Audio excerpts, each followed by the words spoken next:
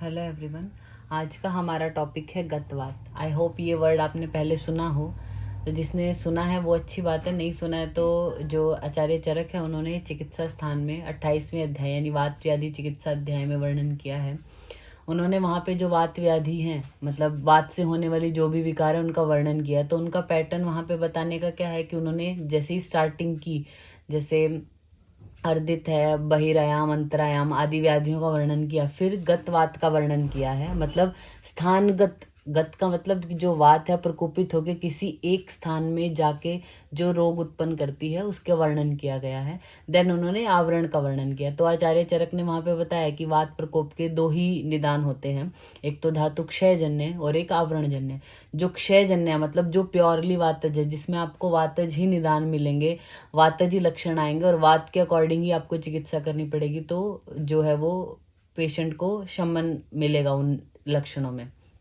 आवृत वाली कंडीशन में क्या होता है कि कोई और दोष उसको क्या कर लेता है, ओवरलैप कर लेता है, उसके कार्य में बाधा डालता है। तो जो कफ पित्त आदि जो हैं उनके लक्षण ज़्यादा दिखाई देते हैं एज कम्पेयर टू वात। तो वहाँ पे पहले जो आवरक दोष है, जो उसको आवरण करके रखता है वात का, उसकी चिकित्सा करनी पड़ती है, साथ साथ में वात शामक भी करना पड़ता है। तो हम आज देखने वाले हैं गत वात, यानी जो प्योरली वातज व्याधि है जिसमें वात ही मेन प्रकोपित है। सबसे पहले हम बढ़ते हैं कोष्ठाश्रित वात के लक्षण। तो तत्र कोष्ठाश्रिते दुष्टे निग्रहो मूत्र वर्चस, मतलब मूत्र और वर्च यानी पुरीश है जो उनका निग्रह होता है, यानी पेशेंट जो है वो अच्छे से यूरिन पास नहीं कर पाएगा, स्टूल पास नहीं कर पाएगा। वृद्न हृदरोग गुल्म अर्शः पार्श्वशूलम च मारुते। पार्श्वशूल होगा, गुल्म होगा, अर्श होगा, हृदरोग होंगे और वृद्न। अब ये इम्पॉर्टेंट क्यों है पढ़ना ये टॉपिक, जैसे कि जब हम ओपीडी में बैठे होते हैं तो आपके पास जब पेशेंट आया होगा, आपने देखा हो, तो कभी भी एक कंप्लेंट लेके नहीं आएगा। जैसे कि वो ऐसा नहीं बोलेगा कि उसको अर्श की प्रॉब्लम है, जैसे कि पाइल्स नहीं है पेशेंट को, उसके साथ साथ वो क्या बोलेगा कि यूरिन में भी कोई प्रॉब्लम है, पुरीश भी सही से नहीं प्रवृत्त होता, कमर में दर्द है, पार्श्वशूल है, बहुत सारी कंडीशन कंबाइन लेके आता है। तो हम उस टाइम कंफ्यूज हो जाते हैं कि उसको ये अनुलोमन चिकित्सा दें, उसको मूत्र को ठीक करने के लिए चिकित्सा दें, अर्श की चिकित्सा ही करें या पार्श्वशूल की चिकित्सा करें। तो ये हमारे पास एक अपॉर्चुनिटी दी है कि हमें क्या है, एक ही कॉन्सेप्ट के अंदर इन सारी व्याधियों को रखा गया। यानी ये क्या है, कोष्ठाश्रित वात के ये जो है वो लक्षण दिए गए हैं। तो जो कोष्ठाश्रित वात का लाइन ऑफ ट्रीटमेंट बताया गया है आचार्य चरक के द्वारा, उसी को अगर हम फॉलो करते हैं तो पेशेंट को बहुत अच्छा रिलीफ होगा। उसके लिए क्या है, आपको पता होना चाहिए कि कोष्ठाश्रित वात में कौन कौन सी चीज़ों को इंक्लूड किया गया है। तो तत्र कोष्ठाश्रिते दुष्टे निग्रहो मूत्र वर्चसो वृद्न हृदरोग गुल्म अर्शः पार्श्वशूलम च मारुते। देन आता है सर्वांगे कुपिते वात, यानी सर्वांग कुपित है, यानी पूरी बॉडी में कुपित वायु है। तो क्या करेगी, गात्र स्फुरण भंजन है। गात्र मीन्स बॉडी का स्फुरण करती है, भंजन करती है। वेदना भी परितश्च, विभिन्न प्रकार की वेदनाएं। स्फुटन तिवास्य संध्या, संधियों में स्फुटन जैसा होता है। तो ये सर्वांग कुपित वात के लक्षण है। देन आता है हमारा ग्रहो विण मूत्र वातानाम।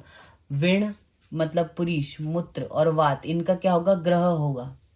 ठीक है। शूल आधमानम अश्म शर्करा, शूल होगा पेशेंट को, आधमान होगा, अश्म शर्करा मीन्स अश्मरी फॉर्मेशन होना या शर्करा जो है वो यूरिन में आता है। जंघा उरु त्रिक पाद पृष्ठ, इन सभी वेदना यहाँ पे क्या होगा, इनके रोग होंगे। और शोष गुद स्थित, ये गुद स्थित वात के लक्षण है। देन हृन नाभि पार्श्व उदर रुक, इन सभी जगह पे हृदय नाभि पार्श्व इन उदर और इनमें क्या वेदना होना। तृष्णा उद्गार विसूचिका, तृष्णा होना, उद्गार विसूचिका होना। कास कंठास्य शोषश्च, कास होना, कंठ और अस्य मतलब मुख में क्या होगा, शोष होगा। श्वासश्च अमास्या स्थित, अमास्या स्थित जब वात होगा तो उसमें कास श्वास भी उसी के लक्षणों में दिया गया है। देन पक्वाश्यस्थ जब वात होगा तो क्या होगा, आंत्र कूजम, आंत्र में कूजन होगा। शूल होगा, आटोप होगा। कृच्छ मूत्र पुरुषत्वम, कृच्छता से आएगा। अब यहाँ पे क्या था, कोष्ठाश्रित में क्या होगा, निग्रह होना, बिल्कुल ही नहीं निकल पाएगा। ऐसे ही गुद स्थित में भी ग्रह होता है, इसमें क्या है, कृच्छता होती है।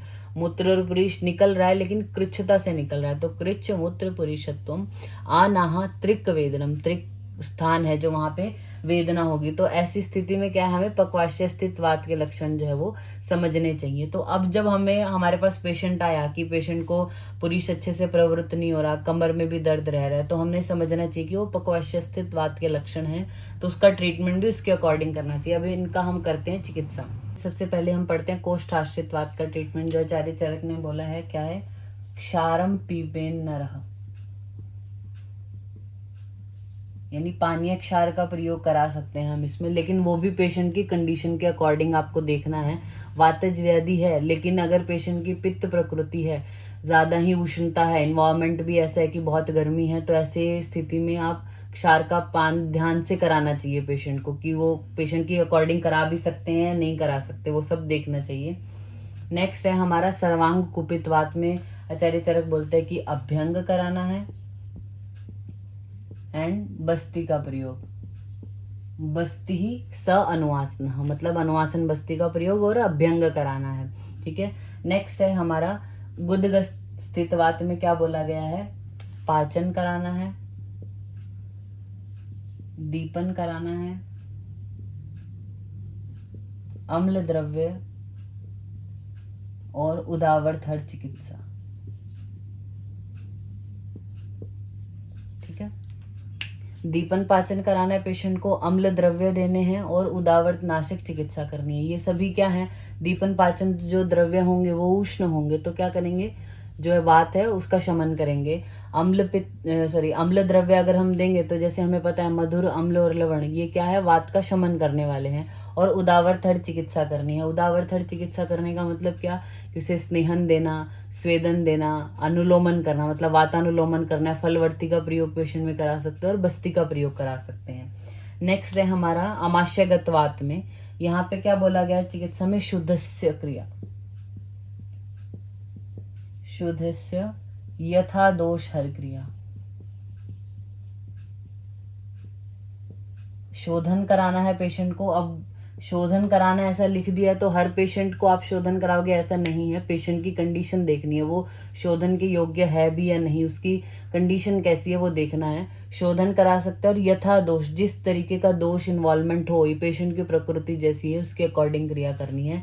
देन आता है पक्वाशयस्थ वात के लक्षण। तो पक्वाशयगत अगर वात है तो सेम जैसा हमने गुद स्थित वात में किया है वैसा ही करना है, पाचन, दीपन, अम्ल द्रव्यों का प्रयोग और उदावरथर चिकित्सा। अब इतना बड़ा लाइन ऑफ ट्रीटमेंट देने का क्या मतलब है कि उन्होंने स्पेसिफिक, अब इसमें हम स्पेसिफिक बता भी सकते हैं कि दीपन पाचन किन से कराएं, वो इस वीडियो में इसलिए नहीं बताया गया क्योंकि कुछ नॉन मेडिको पर्सन भी ये वीडियो देखते तो वो अपने अकॉर्डिंग ट्रीटमेंट ना ले, तो क्योंकि जो डॉक्टर है वो उस पेशेंट की प्रकृति के अकॉर्डिंग, उसके दोष इन्वॉल्वमेंट क्या है, स्थिति कैसी है, वो सब के अकॉर्डिंग डिसाइड करता है कि दीपन पाचन भी देना है तो किन द्रव्यों के साथ देना है, मतलब वो तिक्त द्रव्य से दीपन पाचन देना है, कटु द्रव्यों से देना है, तो वो सब देख के दिया जाता है ये।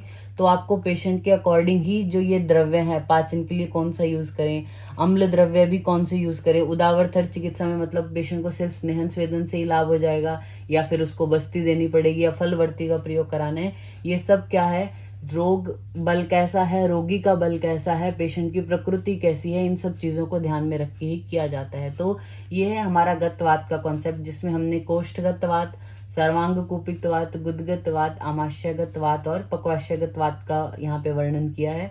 इसके अलावा जो धातुगत वात है उसका हम नेक्स्ट वीडियो में पढ़ते हैं। Thank you.